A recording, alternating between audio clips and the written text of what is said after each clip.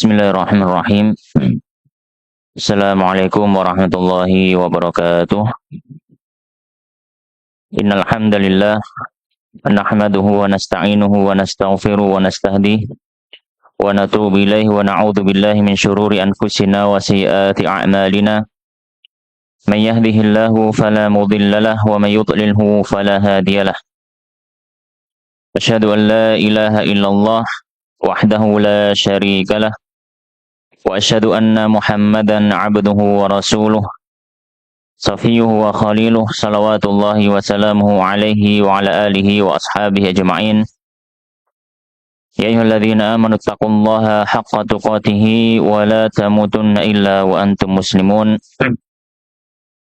Amma ba'd. Allahumma subhanaka la ilma lana illa ma 'allamtana innaka antal alimul hakim. Wa tub 'alaina innaka antat tawwabur rahim.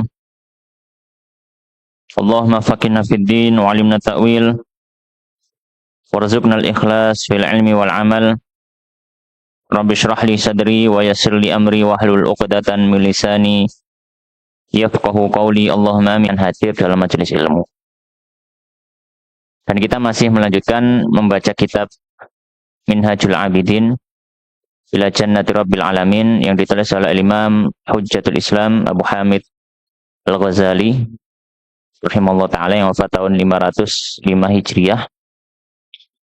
Dan pada pertemuan sebelumnya kita masih membahas muqaddimah dari kitab ini. Beberapa majelis kita masih membahas muqaddimah yang disampaikan oleh Imam Al-Ghazali. Dan muqaddimah ini kita baca karena penting. Di muqaddimah Imam Ghazali menggambarkan kepada kita apa yang akan dibahas dalam kitab ini. Dan ada faedah-faedah yang luar biasa yang Imam Ghazali sampaikan. Di mana pada muqaddimah yang sebelumnya kita sudah bahas bahwasanya Imam Ghazali dalam kitab Minhajul Abidin ini akan membahas hal-hal yang perlu ditapaki, perlu dilewati oleh orang yang ingin menuju Allah Subhanahu wa ta'ala. Dan itu pasti akan ada rintangan-rintangan. Pasti ada tanjakan-tanjakan, pasti akan ada hal-hal yang menghalangi dia untuk mendekatkan diri kepada Allah Subhanahu wa ta'ala. Dan kita sudah sebutkan semua sampai yang terakhir adalah dalam masalah bersyukur pada Allah Subhanahu wa ta'ala. Maka di sini kita lanjutkan apa yang disampaikan oleh Imam Al-Ghazali rahimahullah ta'ala. Apa nasihat beliau setelahnya dalam muqaddimah ini. Maka beliau mengatakan qala al-musannifu rahimallahu ta'ala wa nafa'ana bi ilmi fid dunya wal akhirah wa dakhalahu fasiya jannatihi wa taghammadahu bi rahmatihi Allahumma amin. Falamma faragha, ketika seseorang sudah selesai min qat'i hadhil aqabah, dari melewati tanjakan ini, yaitu pada pembahasan sebelumnya di mana seseorang itu dituntut untuk bersyukur pada Allah dalam rangka menjaga nikmat. Dia sudah bisa mendekatkan diri kepada Allah secara sempurna. Maka ada satu titik yang perlu dijaga. Apa itu? Bersyukur pada Allah. Dan ini yang sangat sulit. Dia berada di puncak, dia berada di garis akhir. Ya. Orang yang merasa dia atau orang yang sudah mendapatkan nikmat Allah bisa istiqomah. Cara menjaganya adalah dengan bersyukur. Ketika dia dapat nikmat dari Allah, merasakan nikmatnya ibadah, maka perlu dijaga, yaitu dengan apa? Bersyukur. Oleh karenanya Nabi SAW, ini sudah kita singgung juga, pernah ditanya oleh Sayyidah Aisyah, wahai Rasulullah, jenengan ini dosanya sudah diampuni, tapi sholat kok kaki sampai bengkak. Saking lamanya Kanjeng Nabi ini berdiri. Maka dijawab oleh Rasulullah SAW, afala nakuna abdan syakura. Wahai Aisyah, kenapa aku tidak boleh menjadi hamba yang bersyukur? Jawaban Nabi SAW. Jadi dengan bersyukur Allah Subhanahu wa ta'ala akan menjaga nikmat ibadah itu. Menjaga supaya kita masih dan terus merasakan nikmatnya ibadah.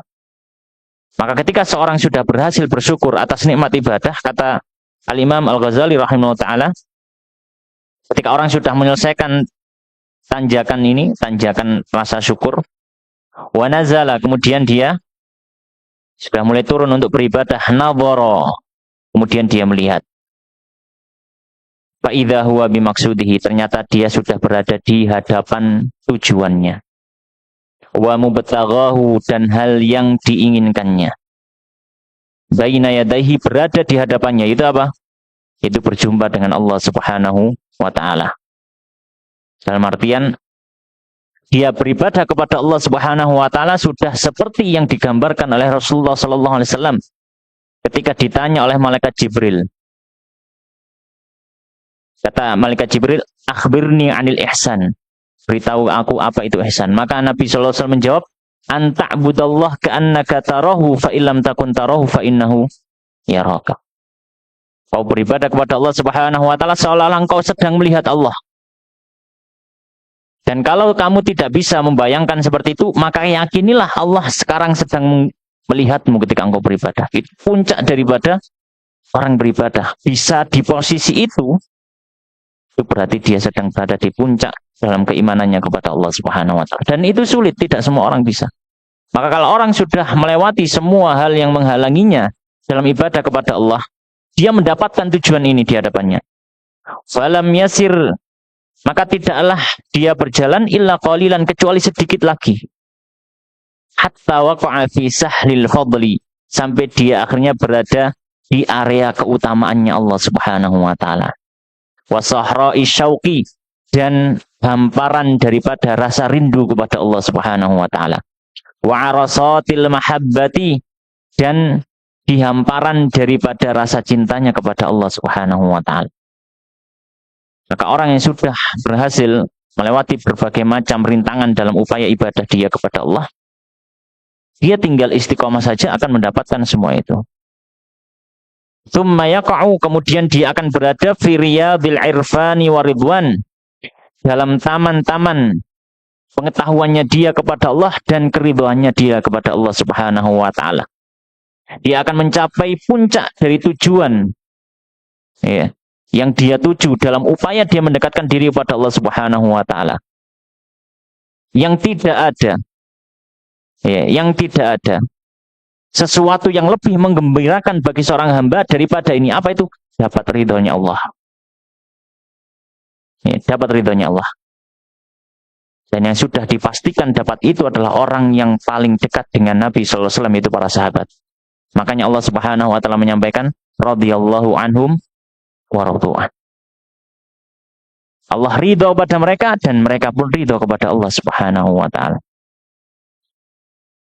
Maka para sahabat adalah orang yang paling dekat kepada Allah setelah nabinya. Maka kita berusaha ingin mencontoh mereka meskipun sulit dan berat. Ya. Maka orang yang sudah bisa mencapai itu akan mendapatkan pengetahuannya kepada Allah dan akan mendapatkan ridho Allah. Wa basatinil unsi, dan dia akan berada di kebun-kebun rasa nikmatnya. Ya.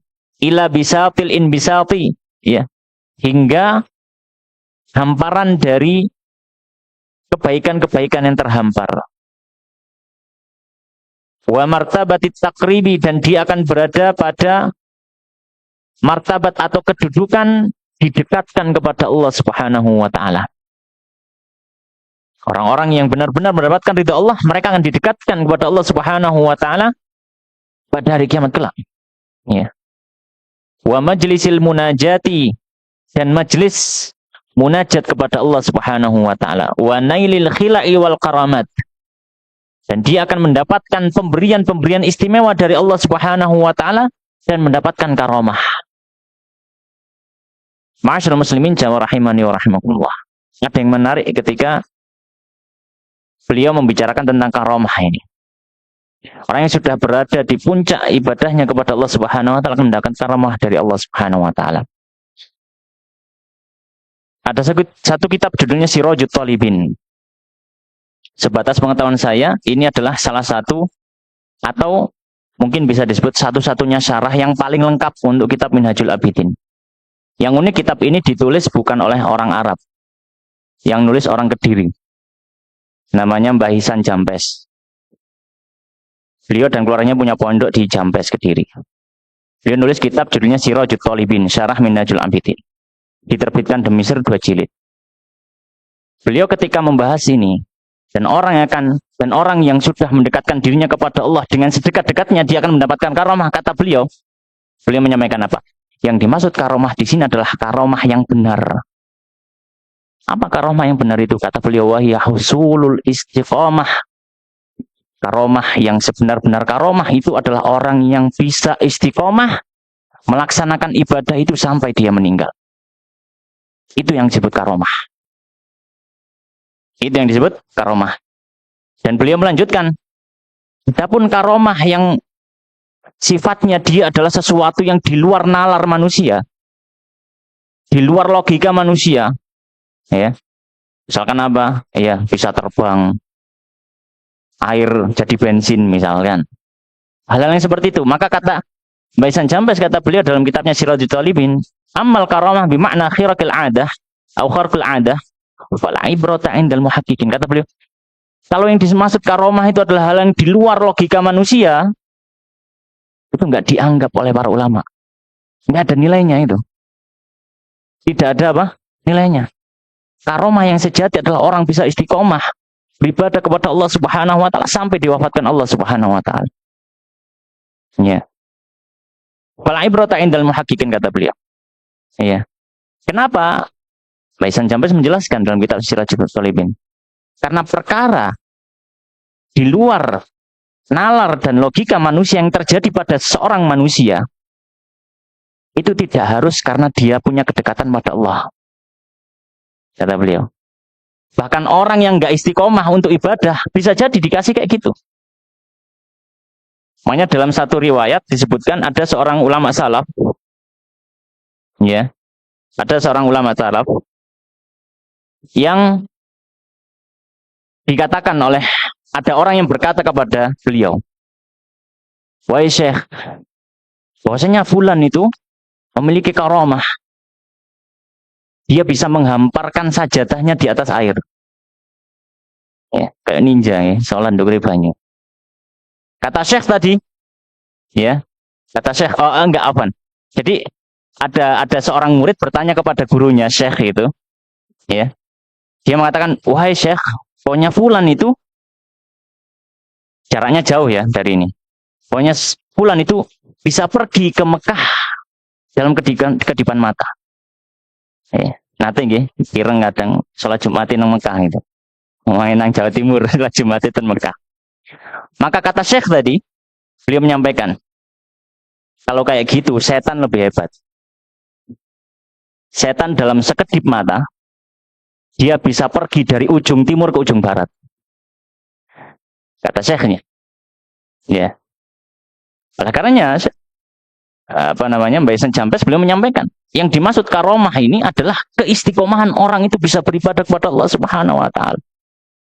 Sampai dia diwafatkan dalam kondisi dia punya kedekatan pada Allah dengan ibadah-ibadahnya, itulah puncak daripada karomah. Adapun kehebatan, kesaktian atau hal-hal yang di luar tradisi, di luar adat, di luar logika, maka itu sudah nggak ada anggapannya sama sekali. Iya, tidak ada anggapannya sama sekali. Bahkan beliau jelaskan fala ibrata indal muhaqqiqin. Bagi para ulama itu nggak terlalu dilihat. Iya. Masalahnya manusia itu lebih kagum pada hal-hal yang seperti itu. Iya. Dan itu menjadi patokan, oh nek iso ngono berarti wong iki wong alim, berarti wong soleh. Padahal belum tentu. Ya tadi diriwayatkan tadi. Kata Syekhnya, ya setan lebih hebat kalau masalah urusan hal yang di luar apa? Logika. Jadi bukan itu ukurannya. Iya, bukan itu ukurannya. Imam Syafi'i beliau menyampaikan, kalau engkau bisa melihat ada orang yang terlihat alim, kemudian dia bisa terbang di atas udara, atau dia berjalan di atas air, jangan kau benarkan sampai engkau lihat bagaimana amalnya, apakah menyesuaikan sesuai dengan yang dibawa oleh Rasulullah SAW atau tidak. Ya. Maka ini karomah yang benar. Itu ketika dia bisa istiqomah. Oleh karena Syekhul Islam Ibnu Taimiyah beliau menyampaikan, afdhalul karomah al-istiqomah. Karomah yang paling utama itu adalah orang bisa istiqomah beribadah kepada Allah Subhanahu wa taala sampai Allah wafatkan orang tersebut. Baik, ala kulli hal. Maka Imam Ghazali melanjutkan, ya, orang tersebut akan mendapatkan pemberian istimewa dari Allah dan karamah. Fahuwa yatana'amu fi hadhil halat, dan dia akan menikmati dalam kondisi ini. Wa yataqallabu fi tibiha, dan dia akan mondar-mandir dalam kebaikan-kebaikan yang ada di dalamnya. Ayyama baqaihi, pada hari-hari keabadiannya, itu nanti ini di surga.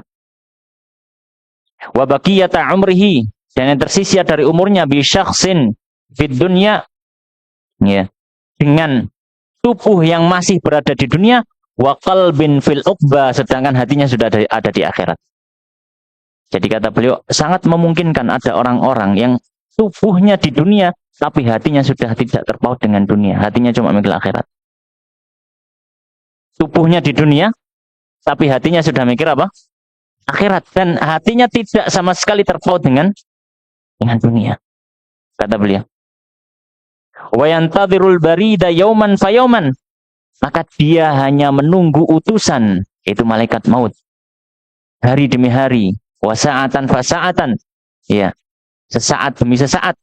Hatta yamallal khalqa kullahum, ya, hingga akhirnya dia pun sudah merasa bosan dengan makhluk Allah yang ada di dunia ini.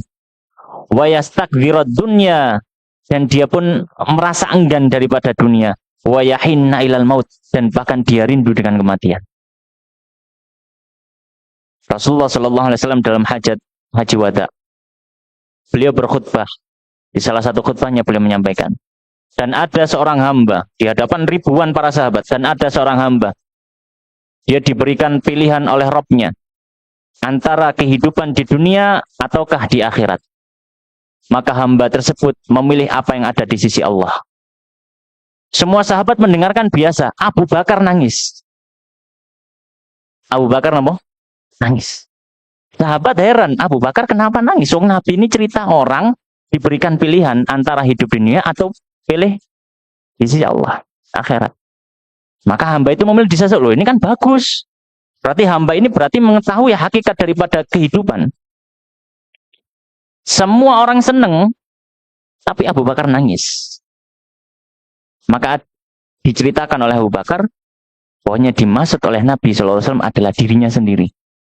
Maka tidak lama setelah haji wada, Nabi kemudian sakit, kemudian setelah itu wafat.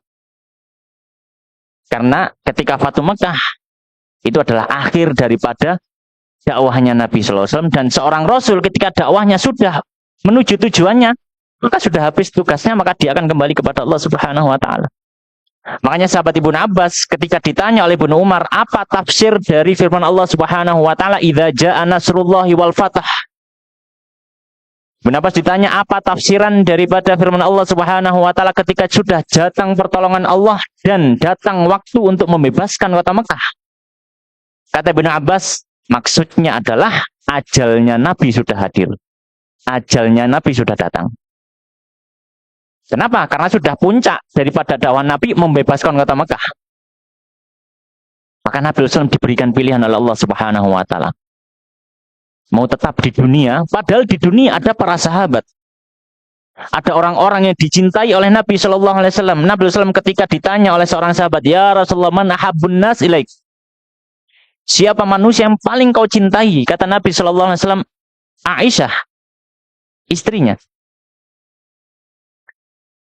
Wa minar rijal, sahabat tadi mengatakan, dari laki-laki wahai Nabi.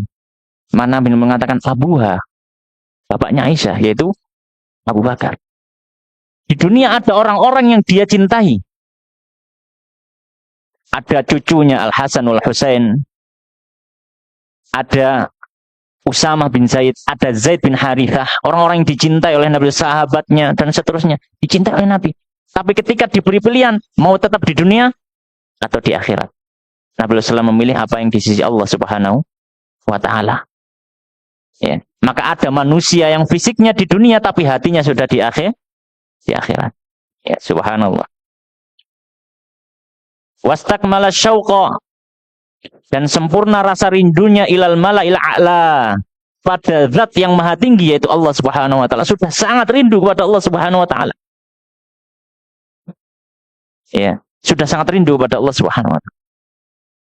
Makanya Nabi sallallahu alaihi wasallam, ucapan terakhir Nabi ketika wafat itu adalah ilal malail a'la. Ilal malail a'la, kepada zat yang maha tinggi, kepada zat yang maha tinggi. Itu rindunya beliau dengan Allah Subhanahu wa taala. Maka orang yang memiliki keimanan sempurna seperti para nabi, sudah sempurna kerinduan mereka kepada yang maha tinggi, yaitu Allah. Fa idza huwa birusuli rabbil alamin ilaihi. Ya. Maka ternyata mereka bersama dengan para rasul, ya. Para rasul, rasul-rasul dari Rabb semesta alam ini. Ya. Yariduna alaihi birrauhi warraihan, ya. Ternyata ada utusan-utusan dari Rabb semesta alam yang datang kepadanya. Yang mereka itu membawa kepadanya pengistirahatan dari kelelahan dunia dan juga bau yang harum dari bau surga. Wal busyra waridwan. Ya, dan mereka membawa kabar gembira dan juga keridhaan dari Allah Subhanahu wa taala.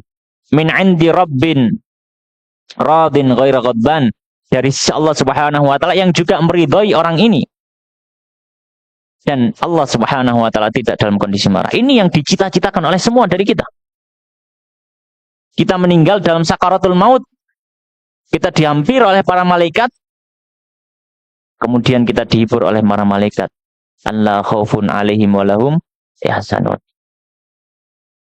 Tidak perlu takut, tidak perlu sedih. Itu yang kita tunggu, dan itu yang kita harapkan. Ya. Dan itu yang disebutkan oleh Allah Subhanahu wa taala. Ya. Fayankuluna fi tibati nafsin. Ya, fayankulunahu fi tibati nafsin. Ya. Maka para utusan ini dari para malaikat akan membawanya dalam kondisi jiwa yang paling baik. Ya ayyatuhan nafsul mutmainnah, irji'i ila rabbiki radiyatan maradiyah. Ini yang kita tunggu. Wahai engkau jiwa yang tenang, di sambutan malaikat ketika sakaratul maut. Ya. Irji'i ila rabbiki radiyatan mardiyah. Kembalilah kau jiwa kepada Rabbmu, penciptamu, dalam kondisi ridho dan diridhoi oleh Allah. Ya. Wadkhuli fi ibadi wadkhuli jannati. Maka masuklah kamu beserta golongan para hambaku, kata Allah yang soleh, dan masukkan dalam surgaku. Wa tamamil bishri wal unsi, dan kesempurnaan dalam kegembiraan dan juga rasa nyaman. Min hadhid daril faniyatil muftaniyah, dari daerah atau dari tempat yang akan sirna dan juga menyirnakan ini, ilal hadratil ilahiyah, menuju ke sisi Allah Subhanahu wa taala. Wa mustaqirri riyadil jannah, dan akan menempati taman-taman surga. Fayura li nafsihi dha'ifatil faqirah na'iman mukima. Ya. Maka dia melihat pada jiwanya yang lemah lagi fakir ini, dia melihat ada kenikmatan yang abadi, wa mulkan 'azima, dan kerajaan yang besar. Wa yulqa hunaka min sayyidihir rahimil mufdilil karim jalla dzikruh. Ya. Dan dia akan diberikan di situ, di surga kelak, ya, dari pemiliknya, dari tuannya, itu Allah Subhanahu wa taala yang maha pengasih, maha pemberi kebaikan, maha pemberi, ya. Minal lutfi bihil wal atfi, dari rasa lembut dan juga kebaikan kasih sayang dari Allah. Wa tarhibi wa takrib, dan akan disambut, akan didekatkan di sisi Allah Subhanahu wa taala. Wal in'ami wal ikram, diberikan kenikmatan dan kemuliaan di sisi Allah. Ma la yuhitu bihi wasful wasifin, yang tidak bisa digambarkan oleh orang yang bisa menggambarkan sesuatu. Kenikmatan di surga tidak ada tandingannya. Kalau kita bayangkan kenikmatan yang paling nikmat, itu tidak bisa menggambarkan kenikmatan surga. Ya. Kata Nabi sallallahu alaihi wasallam, kenikmatan surga itu ma la ainun ra'at wa la udhunun sami'at wa la yakhthuru ala qalbi bashar. Nikmat surga itu tidak pernah dilihat mata, tidak pernah didengar oleh telinga, dan tidak pernah terlintas dalam hati manusia. Terfikir pun tidak. Di luar itu semua. Jadi kalau terlintas di hati kita, dipastikan surga lebih dari itu. Surga itu di luar ekspektasi kita, lebih dari semua ekspektasi kita. Ya. Maka kata beliau, ya, kenikmatan ini semua nanti di surga tidak akan digambarkan oleh orang yang bisa menggambarkan wa na'tun na'itin, yang bisa mensifatkan fahuwa fi kulli yaumin fi ziyadatin ila abadil abidin. Setiap harinya dia akan mendapatkan tambahan kenikmatan hingga selama-lamanya. Fayalaha min sa'adatin 'azimah. Maka duhai ini adalah sebuah kebahagiaan yang besar. Wayalaha min daulatin 'aliyah. Ini adalah sebuah tempat yang tinggi. Wayalahu min 'abdin mas'ud. Ini adalah hamba yang paling bergembira. Wa mri'in maghbut. Dan seseorang yang diingini oleh orang lain, diiri oleh orang lain karena mendapatkan kenikmatan luar biasa. Wa sya'nin mahmud. Dan perkaranya terpuji. Fatubalahu wa husnu ma'ab. Ya, maka kebaikan baginya dan surga tempat yang terbaik untuk kembali. Maka kata beliau, ketika orang sudah menyelesaikan semua ujiannya dalam ibadah, mendapatkan ini. Kemudian beliau berdoa kepada Allah Subhanahu wa taala, wa nas'alullahal bir bal al-barrar rahim. Kita minta kepada Allah Subhanahu wa taala yang Maha Penyayang, an yamunna alaina wa alaikum bihadhihi ni'matil 'azimah, supaya Allah berikan kita kenikmatan yang luar biasa besar ini. Wal minnatil jasimah. Ya, kebaikan yang begitu agung ini. Wa ma dzalika 'ala Allah bi'aziz, dan hal tersebut tidaklah sulit bagi Allah. Ya. Maka kita senantiasa memohon kepada Allah Subhanahu wa taala. Wa la yaj'alana minal ladzina la nasiba lahum. Dan kita meminta juga kepada Allah. Maka di antara doa yang hendaknya kita ajukan kepada Allah Subhanahu wa taala, ya, yang pertama adalah meminta surganya Allah Subhanahu wa taala dan dimudahkan menuju surga. Ya. Makanya Nabi SAW menyampaikan dalam salah satu sabdanya, jika engkau meminta kepada Allah Subhanahu wa taala, mintalah surga yang tertinggi. Ya. Mintalah surga yang tertinggi. Ya. Dalam salah satu hadis yang diriwayatkan oleh Muslim, bahwasanya sahabat Hudzaifah bin Yaman radhiyallahu taala pernah salat bersama Nabi sallallahu alaihi wasallam. Maka disebutkan oleh beliau, tidaklah Nabi sallallahu alaihi wasallam membaca Al-Qur'an, setiap ketemu ayat yang ada menyebutkan surga, Nabi berhenti terus berdoa. Allahumma rzuqnil jannah. Allahumma inni as'alukal jannah. Dan seterusnya. Setiap ada ayat yang menyebutkan tentang neraka, Nabi berhenti dan minta perlindungan supaya nggak masuk neraka. Ya. Maka itu Nabi SAW.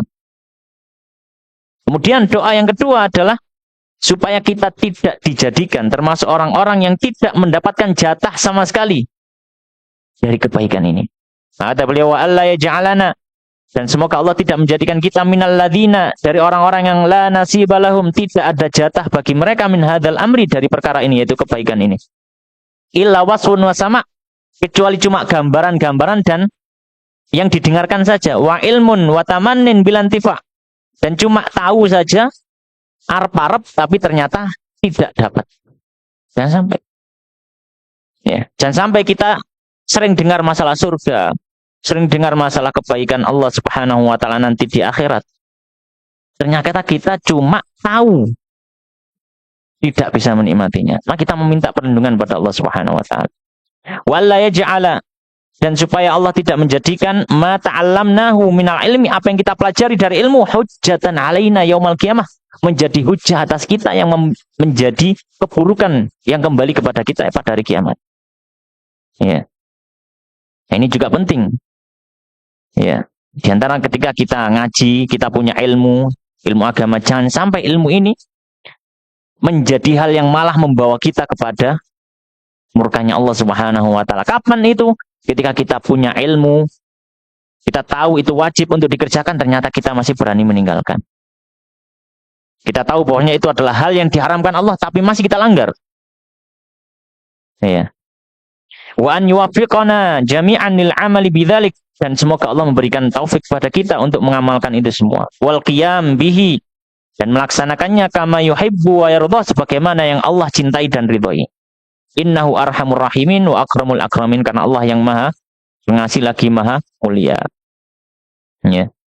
Maka beliau menutup mukadimahnya dengan menjelaskan isi daripada atau bab-bab daripada kitab ini. Maka kata beliau, fahadha huwa tartib. Maka ini adalah urutan alladzi alhamani maulaya, yang sudah Allah berikan ilham kepadaku. Ya. Jadi terbesit dalam hati Imam Ghazali untuk memberikan atau mengurutkan apa yang akan beliau sampaikan dalam kitab Bidayatul Hidayah ini. Fi thariqil ibadah, dalam jalan menuju ibadah kepada Allah. Ya. Maka intinya, ya, intinya urutan dalam kita menuju Allah Subhanahu wa taala, dalam kita mengarungi samudra ibadah kepada Allah, maka ada hal-hal yang akan menghalangi yang nanti akan dijelaskan lebih rinci. Kata beliau, fa'lam al-an, maka ketahuilah sekarang, annal hasil minal jumlah, kesimpulan dari yang sudah kita sampaikan dalam mukadimah ini, sebuah aqabat, ada 7 tanjakan yang perlu kita lewati untuk menuju kepada Allah Subhanahu wa taala dan mendapatkan surganya. Yang pertama, al-ula uqbatul ilmi, tanjakan ilmu. Nanti beliau akan jelaskan, setelah ini kita akan baca tanjakan ilmu. Dan ilmu sebagai pondasi. Orang tidak mungkin menuju Allah, tidak mungkin dekat pada Allah karena nggak punya ilmu. Dan orang nggak mungkin punya ilmu kecuali kalau dia mau ngaji.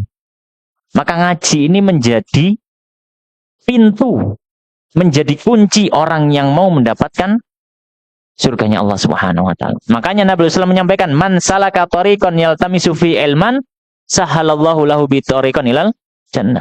Siapa yang dia menempuh satu jalan untuk mencari sebuah ilmu, sahalallahu lahu bihi tariqan ilal jannah. Allah akan mudahkan dia menempuh surganya. Kenapa? Karena dia, ilmu ini menjadi tadi pintu yang kalau dia buka, dia akan mulai menuju jalan ibadah. Yang kedua, tani uqbatut taubah, tanjakan taubat. Atsalisa uqbatul awaik, iya, tanjakan penghalang-penghalang ibadah. Ar-rabi'ah, yang keempat, uqbatul awarid, tanjakan yang di dalamnya ada hal-hal yang menggantung pada dirinya. Iya. Supaya dia tidak melanjutkan ibadahnya. Al-khamis, yang kelima, uqbatul bawaid, tanjakan yang isinya adalah dorongan-dorongan. Dorongan-dorongan untuk berhenti dari ibadah. As-sadisah, yang ke-6 adalah uqbatul qawadih, tanjakan isinya perusak daripada ibadah. As-sabi, yang 7, yang terakhir, uqbatul hamdi wa syukri, tanjakan tentang masalah bagaimana kita memuji Allah dan bersyukur, dan ini adalah puncaknya. Wa bitamami hayatimu kitabul minhajil abidin ilal jannah. Dan ketika kita sudah selesai membahas 7 hal ini, maka selesai pula pembahasan kitab ini. Ya, maka kata beliau, wa nahnul an natatabba'u hadhil aqabat bi syarhin mujizil lafzi. Nah, sekarang kita akan mulai untuk mengikuti tanjakan-tanjakan ini dengan syarah, dengan penjelasan yang ringkas, mustamilin ala nukatil maksudah min hadasyan, yang akan kita jelaskan dalam poin-poin yang dimaksud dari urusan ini. Kullun minha fi babin mufradin insyaallah. Dan setiap dari poin-poin ini akan dibuatkan bab tersendiri. Wallahu subhanahu wa taufiq wa tasdid bimannih wala haula wala quwata illa billahil aliyil azim. Maka kita sudah selesai dari mukadimah kitab Minhajul Abidin. Sekarang kita mulai masuk isi dari kitab ini. Sebagaimana sudah kita ketahui bahwasanya ketika orang itu memulai ibadahnya, landasan yang pertama adalah dia harus tahu. Dia harus punya ilmu.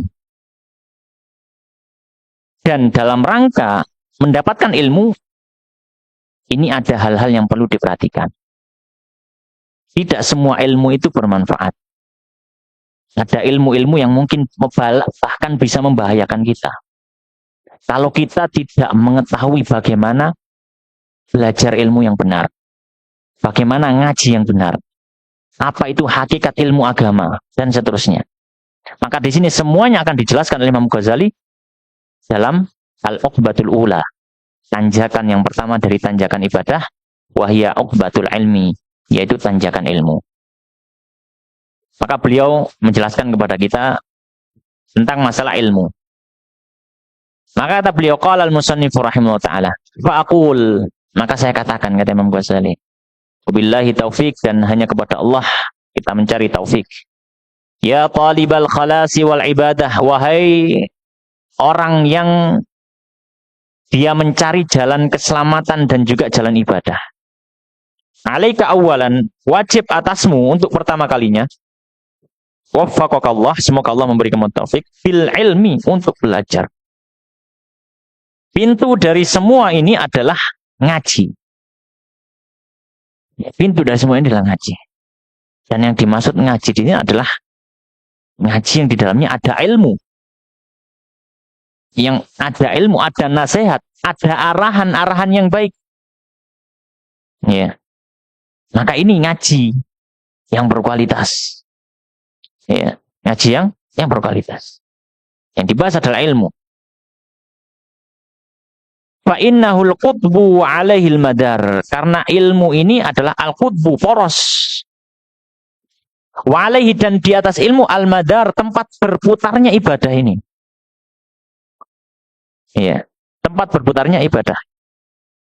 Al-qutbu itu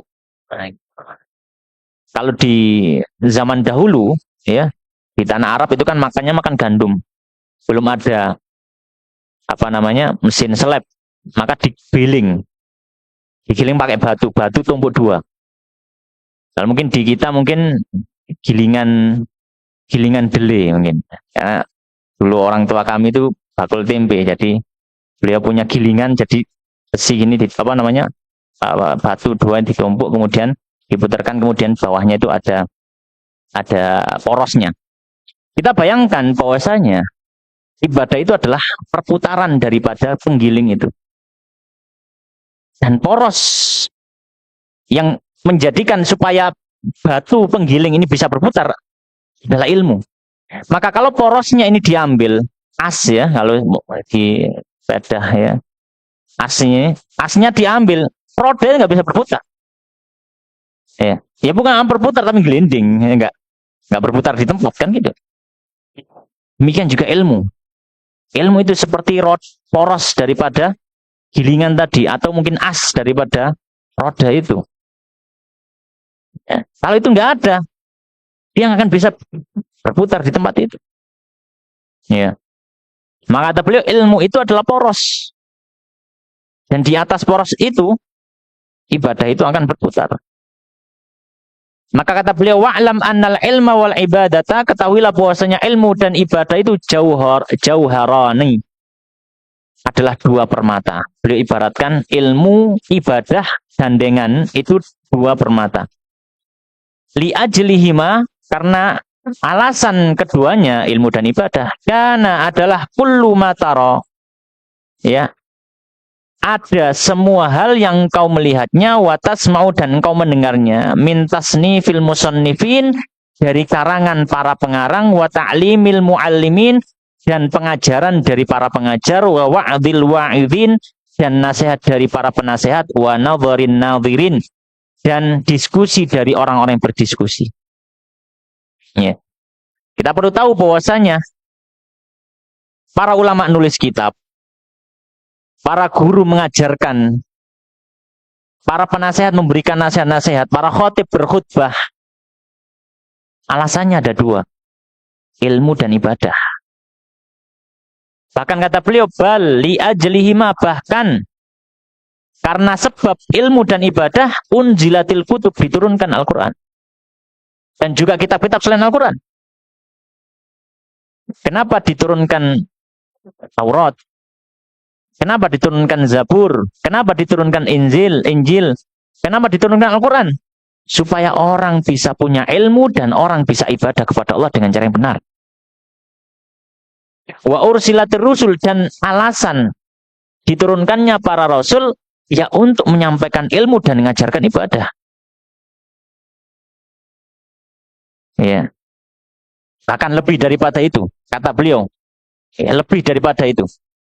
Bali ajlihima, bahkan karena alasan ilmu dan ibadah, khuliqatis samawatu, diciptakan langit yang 7 ini, atau langit-langit ini, wal ardu, dan diciptakan bumi wa ma fihima dan apa yang ada di dalam keduanya minal khalqi dari semua makhluk. Maka alasan penciptaan alam semesta supaya ibadah terwujudkan. Dan ibadah tidak terwujud kecuali dengan ilmu. Maka kata Imam Ghazali, kita bayangkan Allah Subhanahu wa taala menciptakan semua alam semesta ini. Alasannya supaya apa? Supaya ada yang beribadah kepada Allah Subhanahu wa taala. Ya. Maka ini alasannya. Jadi jadi ibadah itu bukan suatu hal yang remeh. Ilmu syar'i, mengenal Allah itu bukan suatu hal yang remeh. Bahkan itu alasan penciptaan alam semesta ini. Ya. Alasan penciptaan alam semesta. Maka beliau kemudian menyebutkan landasannya apa? Landasannya apa sampai Imam Ghazali menyampaikan karena alasan ilmu dan ibadah Allah ciptakan langit dan bumi, Allah ciptakan para makhluk.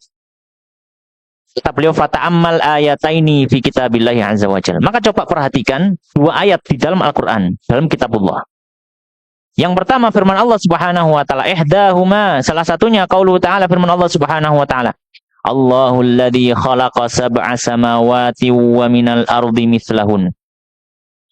Allah lah alladzi yang khalaqa menciptakan sab'a samawatin 7 langit. Wa minal ardi dan demikian dari bumi mislahunna seperti penciptaan langit.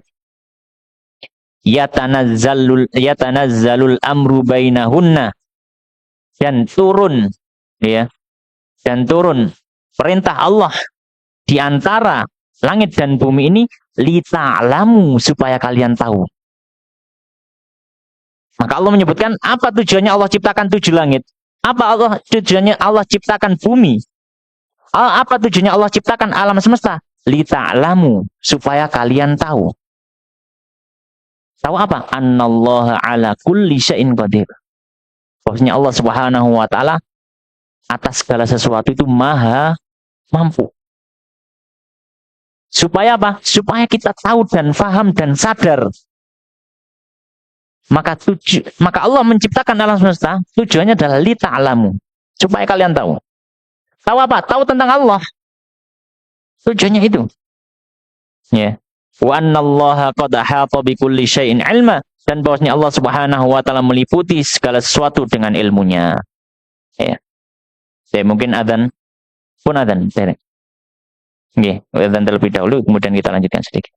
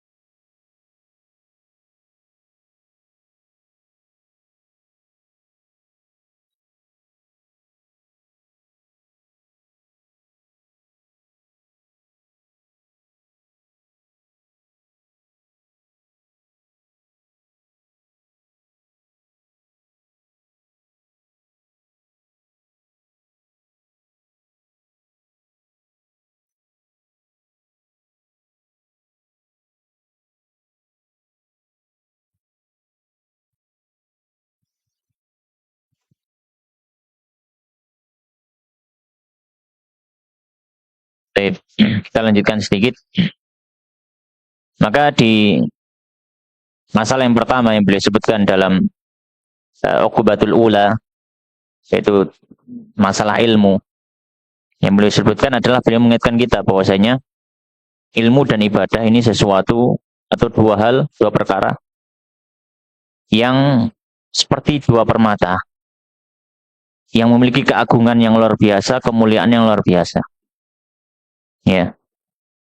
Bahkan karena alasan keduanya, Allah ciptakan semesta ini. Allah ciptakan makhluknya. Allah ciptakan langit dan bumi. Alasannya apa? Alasannya supaya ilmu itu bisa mencapai kepada para makhluk. Dan supaya makhluk itu bisa beribadah pada Allah. Apa dalilnya? Dalilnya yang pertama ini tadi. Firman Allah Subhanahu wa taala, dan ini dalam surat At-Talaq ayat 12. Ini dalil yang pertama. Itu Allah Subhanahu wa taala menegaskan, Allah yang menciptakan langit dan bumi, ya, dan menurunkan perkaranya dan menurunkan perintahnya antara langit dan bumi. Tujuannya apa? Lita'lamu, supaya kalian punya ilmu, supaya kalian tahu, supaya kalian ngerti. Nah, ini tujuannya. Lita'lamu. Maka kata beliau, wa kafa bihadhil ayati dalilan ala syarafil ilmi. Wa kafa, maka cukuplah bihadhil ayat, dengan ayat ini saja, dalilan menjadi dalil. Dalil apa? Ala syarafil ilmi, atas kemuliaan daripada ilmu. Kalau seandainya Allah Subhanahu wa taala tidak jelaskan kemuliaan ilmu kecuali dengan ayat ini saja, ini cukup. Bagaimana ilmu begitu agung, begitu mulia? Kenapa? Karena ilmu menjadi alasan kenapa Allah ciptakan langit dan bumi.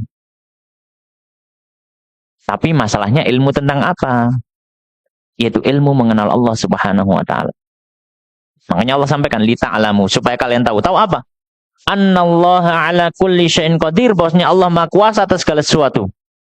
Wa annallaha qad ahata bi kulli syai'in ilma. Dan Allah Subhanahu wa taala meliputi segala sesuatu dengan ilmunya. Allah mengetahui semua hal. Maka kita perlu mengetahui bahwasanya Allah Subhanahu wa taala Maha Kuasa lagi Maha mengetahui segala hal. Ya. La siyama ilmi tauhid, kata beliau, terlebih lagi ilmu tentang tauhid. Ilmu tentang pengesaan Allah Subhanahu wa taala. Ilmu tentang ibadah kepada Allah Subhanahu wa taala. Ini yang paling penting dari semua ilmu yang ada. Mengenal Allah. Dalil yang kedua kata beliau, wasaniyatu, dan yang kedua qauluhu ta'ala. Qauluhu jalla man qail. Ucapan daripada atau firman daripada Allah Subhanahu wa taala. Ya, yang maha agung, zat yang mengucapkannya. Itu dalam surat Ad-Dzariyat ayat 56, dan ini sangat masyhur sekali. Allah menyampaikan, wa ma khalaqtul jinna wal insa illa liya'budun. Tidaklah aku ciptakan jin dan manusia illa kecuali li. Li, lam ini maknanya, lam ini li ta'lil, alasan. Alasannya apa? Liya'budun, supaya mereka beribadah. Sama seperti dalil yang pertama tadi, li ta'lamu. Lamnya taklil, alasan. Allah ciptakan langit bumi dan menurunkan perintah, menurunkan hal di antara langit dan bumi. Allah turunkan wahyu, Allah turunkan, Allah utus para rasul, li ta'lamu, supaya kalian tahu. Ini juga sama, wa ma khalaqtul jinna wal insa illa liya'budun, kecuali untuk beribadah pada Allah. Nah, ini tujuan penciptaan kita manusia dan juga jin bahkan untuk ibadah. Wa kafa bihadhil ayati, dan cukuplah dengan ayat ini dalilan, menjadi dalil ala syarafil ibadah, atas kemuliaan daripada ibadah. Kalau yang pertama tadi dalil bahwasanya karena ilmu Allah ciptakan alam semesta, yang kedua ini dalil bahwasanya karena ibadah Allah ciptakan makhluknya. Waluzumil iqbali, dan keharusan untuk menuju Allah alaiha, di atas ibadah itu. Ya. Fa'a'zim bi amraini, maka kata beliau, kata Imam Ghazali, fa'a'zim bi amraini, ya, maka agungkanlah dua perkara ini. Maka anggaplah dua perkara ini dua perkara yang sangat besar dalam hidup kita. Yang pertama ilmu agama, yang kedua adalah ibadah kepada Allah. Sebagaimana Allah sebutkan, dua hal ini bukan perkara yang main-main. Dua perkara ini bukan perkara yang remeh. Dua perkara ini bukan perkara yang ringan, enggak. Perkara yang sangat besar. Bahkan lebih besar dari apa yang kita kira. Maka kata beliau, fa'adzim bi amrin. Kalau begitu ya, ketika Allah mengagungkan ilmu dan juga ibadah, kita sebagai hambanya lebih layak untuk mengagungkan ilmu dan ibadah. Kita harus mandang ini penting. Maka ngaji itu suatu aktivitas yang penting. Seperti ibadah itu juga aktivitas yang penting dalam hidup kita. Hidup itu bukan sekedar makan. Ya, hidup itu bukan sekedar bisa bernafas, tidak. Ya, hidup lebih daripada itu. Humal maksudu min khalqid darain, kata beliau. Dan kedua perkara ini, ilmu dan ibadah, itu adalah tujuan. Itu adalah maksud kenapa adanya dunia akhirat. Kenapa ada dunia akhirat? Fahaqqa lil abdi, maka sudah selayaknya bagi seorang hamba alla yastaghila illa bihima, tidaklah terlalu sibuk kecuali dengan keduanya. Ya, maka hendaknya kita sebagaimana kita sibuk bekerja, kita juga harus sibuk ibadah. Ya. Sebagaimana kita sibuk bekerja, kita juga harus sibuk ngaji. Jangan sampai urusan dunia kita melalaikan kita daripada tugas utama itu. Ya. Bekerja silahkan, nggak ada masalah. Tapi jangan dilalaikan. Jangan sampai pekerjaan kita malah melalaikan kita dari alasan kenapa kita hidup. Ya. Wala yat'ab illa lahuma, dan jangan kau berlelah kecuali dengan keduanya, ilmu dan ibadah. Ya. Maka jangan dijadikan alasan kenapa nggak ibadah karena lelah. Ini kebalik harusnya. Kebalik. Ya. Harusnya malah kita lelah dengan ibadah. Ya, harusnya kan itu. Wala yanzur illa fima, dan jangan berpikir kecuali dalam keduanya, ilmu dan ibadah. Ya. Boleh kita memikirkan urusan-urusan dunia. Ya. Rencana-rencana ke depan, nggak ada masalah. Tapi jangan itu menyibukkan hati kita. Kita lebih sibuk urusan ibadah kita pada Allah. Urusan dengan manusia akan ada akhirnya. Urusan dengan manusia akan ada akhirnya. Tapi urusan dengan Allah tidak akan ada habisnya. Kita akan terus dan terus berurusan dengan Allah. Nggak mungkin selesai. Ya. Maka kenapa hati kita harus tersibukkan dengan urusan kepada makhluk yang kita akan mungkin meninggalkannya. Sedangkan urusan kita kepada zat yang maha abadi, yang tidak akan selesai urusan kita dengannya, kita malah lalai. Ya. Kita malah lalai. Ya. Baik. Maka kata beliau, fa'lam, ketahuilah annama siwahuma, pokoknya yang selain dari keduanya, selain ilmu dan ibadah, minal umuri batilun la khairallahu. Ya, beliau agak sedikit kereng gitu ya. Tapi bukan berarti beliau menafikan, oh berarti wong nggak usah kerja, bukan gitu. Beliau di sini dalam kondisi menasihati. Kadang nasihat itu bisa dilembutkan. Tapi kadang yo kudu dikerengi kan ngoten ya. Masa lembut terus akhirnya wong yo. Dirungok-rungok tok mlebu kuping kiwa, metu kuping tengen gitu. Imam Ghazali rotok kereng nih. Kandan ini. Kata beliau, wis selain ilmu dan ibadah batil. Nggak ada kebaikannya. Ya. Kita sibuk dengan dunia. Kita sibuk. Dunia itu kan menyibukkan kita ya. Kita sibuk dengan dunia melelahkan fisik kita untuk melelahkan hati kita. Sibuk dengan dunia itu. Kita keluarkan, kita lelahkan fisik kita supaya hati kita ikut lelah. Supaya hati kita ikut lelah. Ya. Maka kata beliau, ketahuilah bahwa selain dari ilmu dan ibadah kepada Allah, dari perkara itu batil, la khairallahu, kata beliau, rotok kereng. Tapi supaya mengingatkan kita, ya, menggertak kita, jangan sampai kita lalai dari ibadah kepada Allah Subhanahu wa taala. Walaghun la hasilalahu. Ini cuma permainan saja, cuma perkara yang nggak ada faedahnya, kata Imam Ghazali. Ya, agak kereng tadi. La hasilalahu, nggak ada hasilnya. Ya, nggak ada hasilnya. Ya, maka Imam Ghazali menegaskan kepada kita pokoknya jangan sampai dunia ini melalaikan kita dari tujuan penciptaan kita, bahkan tujuan penciptaan alam semesta. Alam semesta. Jadi mungkin ini yang bisa kita bahas pada kesempatan malam hari ini. Semoga yang sedikit ini memberikan manfaat dan nasihat untuk kita semua. Dan semoga Allah memberikan kemudahan, memberikan istiqomah supaya kita senantiasa dekat dengan Allah Subhanahu wa taala. Demikian Allah taala alam wa sallallahu wa sallim wa barik ala nabiyina Muhammadin wa ala alihi wa ashabihi ajma'in. Subhanakallahumma bihamdika asyhadu an la ilaha illa anta astaghfiruka wa atubu ilaik. Wa akhiru da'wana alhamdulillahirabbil alamin. Wassalamualaikum warahmatullahi wabarakatuh.